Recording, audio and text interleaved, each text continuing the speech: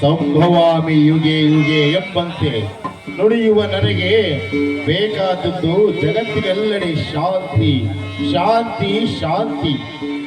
ಮಹಾಭಾರತದ ಸೂತ್ರಧಾರಿ ನಾನಾದರೂ ಪಾತ್ರಧಾರಿಗಳು ಅವರವರ ಪಾತ್ರಗಳನ್ನು ನಿಷ್ಠೆಯಿಂದ ನಿರ್ವಂಚನೆಯಿಂದ ನಿರ್ವಹಿಸಿದಾಗ ಮಾತ್ರ ನನ್ನ ಸೂತ್ರಕ್ಕೆ ಬೆಲೆ.